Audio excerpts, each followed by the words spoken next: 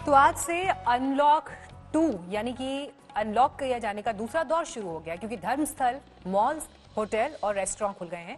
मंदिर में सुबह सुबह रौनक दिखी, मॉल्स ने भी तैयारियां पूरी कर ली हैं, रेस्टोरेंट के टेबल सज गए हैं, लेकिन हर जगह सोशल डिस्टेंसिंग का पूरा पालन करना होगा। लोगों के बीच दूरी बनी रहेगी, मास्क जरूरी होंगे और इन नियम कायदों के बीच ही अनलॉक 2 यानी अनलॉक 2 का ये जो दौर है ये शुरू होगा।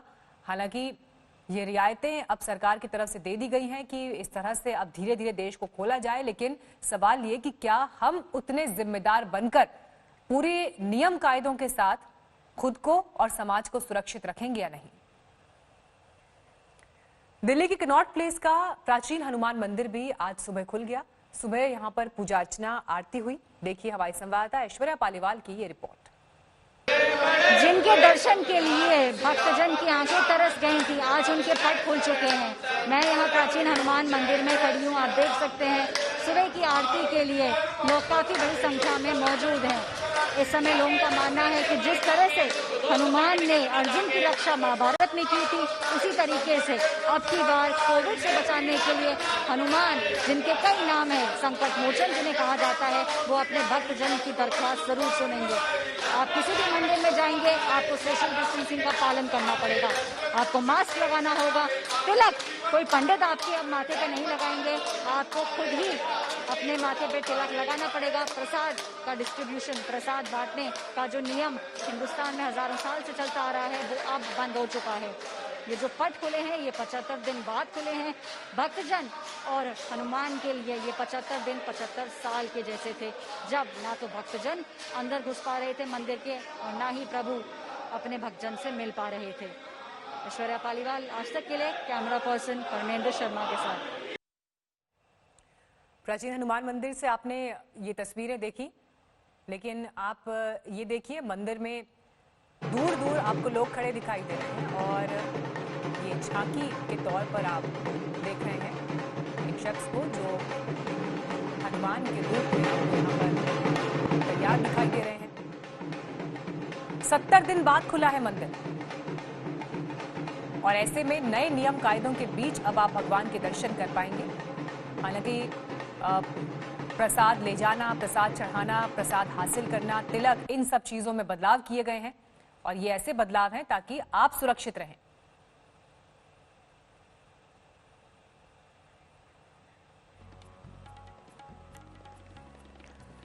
और इस वक्त पटना से हमारे साथ सुजीत झा इस वक्त मौजूद हैं पटना साहिब में।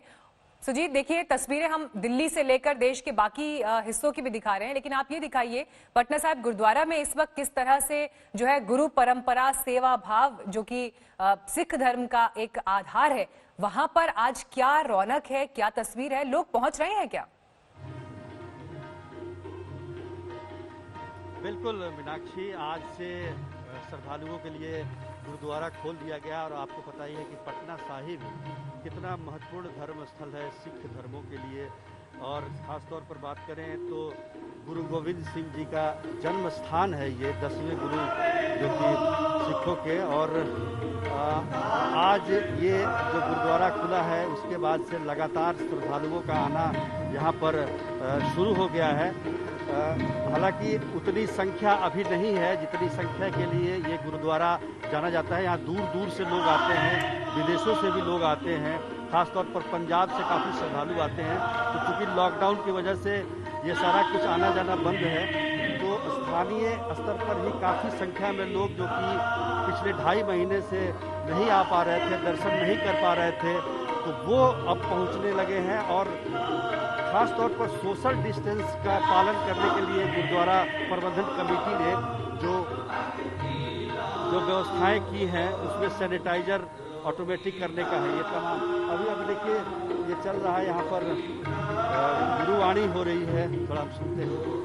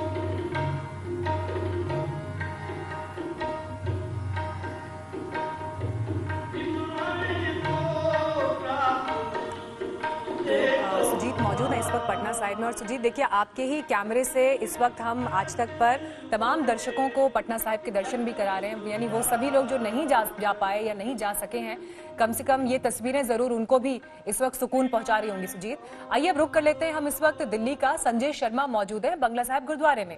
संजय, कुछ देर पहले भी आपसे बात हो रही थी, आप बता रहे थे कि क्या बदलाव हुए हैं, अब किन नए नियम कायदों के तहत जो दर्शन हो पाएंगे, लेकिन भक्त आ रहे हैं, क्या तस्वीर दिखाई दे रही है वहां पर, जरा बताएं। गुरुद्वारा बंगला साहिब में अभी जो गुरबाणी चल रही है, तुझबिन कौन हमारा मेरे प्रीतम प्राण आधारा, यानी जब संकट के समय इंसान होता है तो वो यही सर्वस्व समर्पण करता है कि अब आपके हाथ में हमारे जीवन की डोर है, आप ही हमारी रक्षा करें। और यहाँ गुरुद्वारा बंगला साहिब में दरबार में हम मौजूद हैं।